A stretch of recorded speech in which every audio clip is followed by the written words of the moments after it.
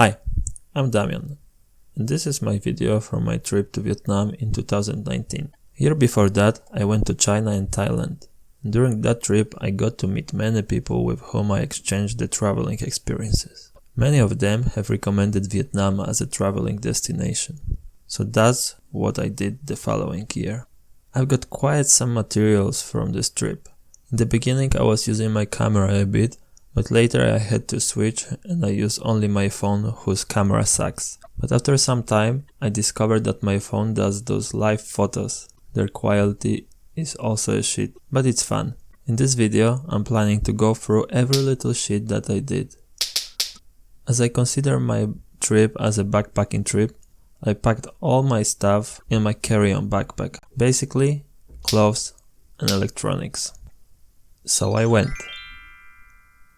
There are two ways to travel through Vietnam, either from north to south or from south to north. I went with the first option, so I booked the plane to Hanoi. Apart from that, I didn't have much of a plan, because I wanted to come up with it as I'm going. I only knew that after Hanoi I wanted to go to Sapa and then back to Hanoi to go to Halong Bay. I arrived in Hanoi. I took some money from an ATM and bought a SIM card, so I can use the internet. I inquired with some people about the bus to the city. Usually tourists take taxis, but I decided to go for a more unique experience.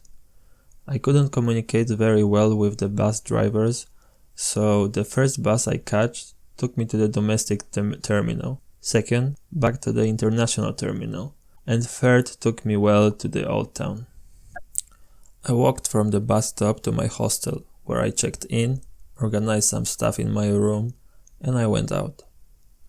This was one of the days of the night market in Hanoi, so I walked around the historic old town and tried as much Vietnamese food as I was able to. When I came back to the hostel, I signed up for the walking tour they were organizing the following day. Next day, I enjoyed a free breakfast at the hostel and I decided to grab a Grab to Ho Chi Minh Mausoleum.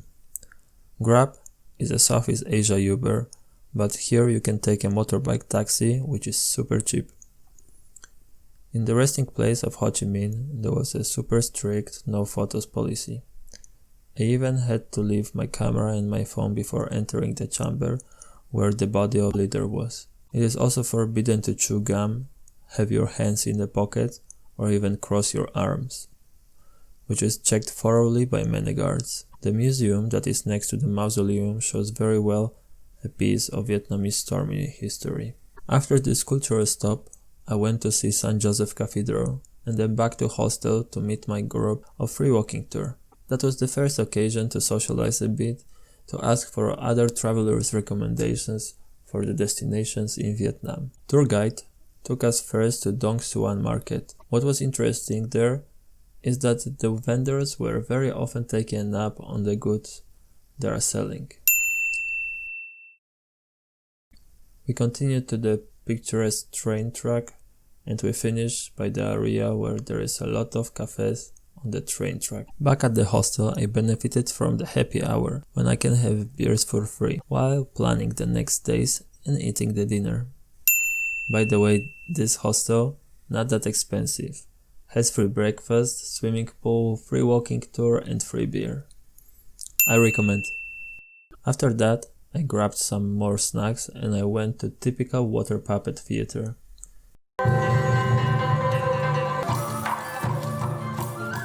It was very interesting, but jet lag was starting to attack me a little bit, so I think I might have taken a nap for 5 minutes of the show.